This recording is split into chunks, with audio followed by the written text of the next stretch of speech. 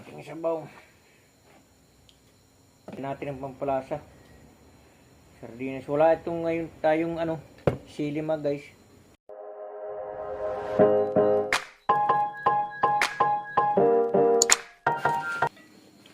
So, okay. So, thank you Lord sa bigay mong grasya or pagkain sa amin. So, maraming salamat. Amen. Kain na tayo. Kamay lang. Kamay-kamay mga guys.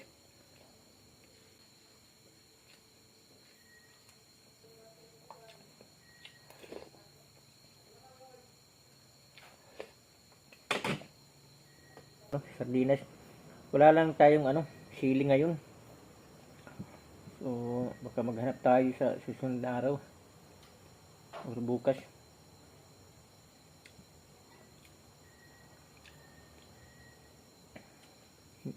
Tandang lang tayo nito mga guys. Kasi marami itong tinik na yung lubas.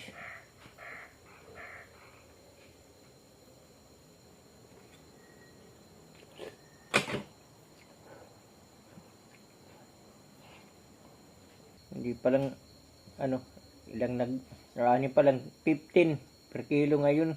Kasi marami na. Na lang mga guys, mula sa 10, depende sa klase nga sa humay.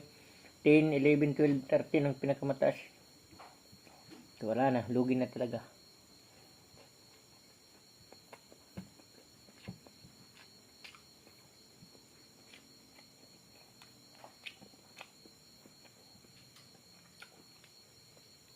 Yo, ligtas sa mga chemical kumbaga.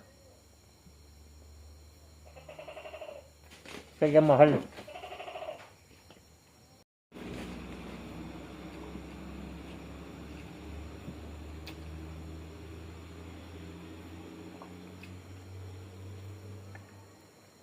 So gaya man yan mga guys ng mga gulay. Kung gusto mo nakakain ng organic, yung walang mga pesticide, mga spray, nagpapa-ikli ng buhay, mga sakit na mga iba-ibang klaseng sakit, mga cancer, pwerte sa pesticide yan. Magtanim na ka ng gulay mo na hindi ka mag-i-spray. O mag-spray man, tulad ni Direk, gagamitin mo lang yung lagyan mo ng sili, tapos powder, kahit anong powder na sabon, tapos yung suka daw, at saka yung mantika. Pero tayo kung maggulay tayo, magtanim tayo ng gulay, hindi yung mantika, hindi ako gagamit. Yun lang, powder na sabon, sili, saka yung suka.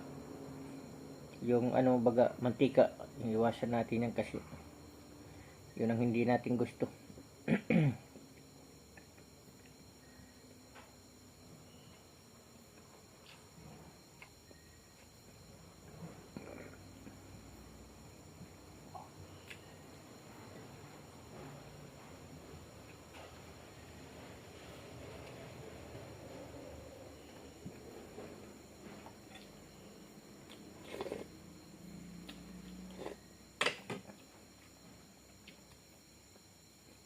Masarap mga guys basta mayroong gulay.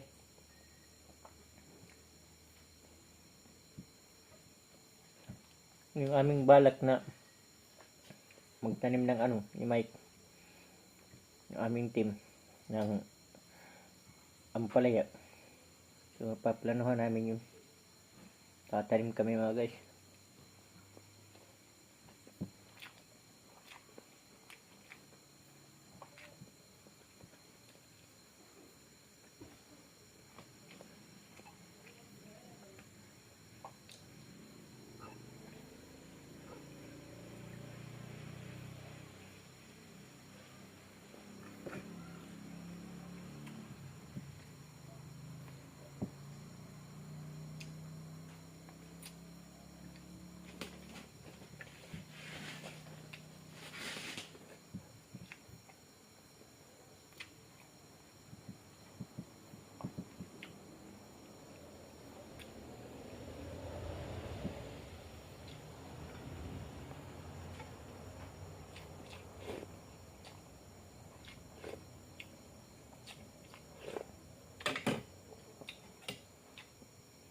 Medyo masarap ang ano mga guys.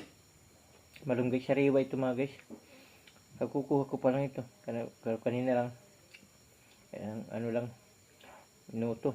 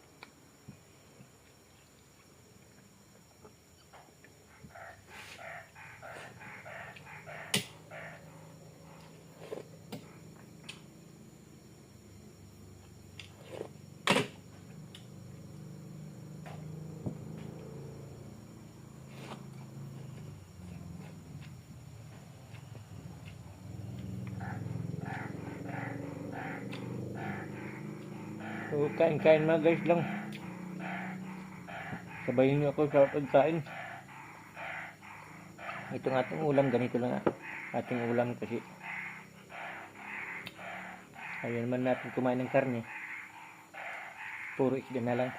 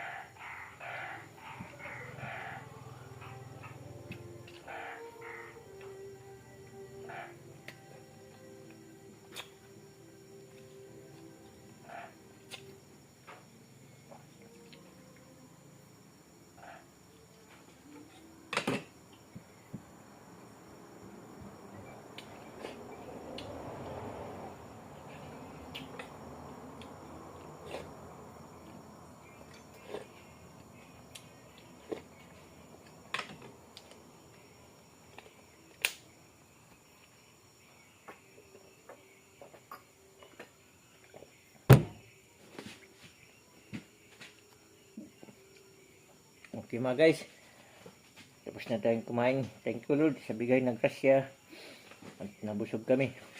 Salamat.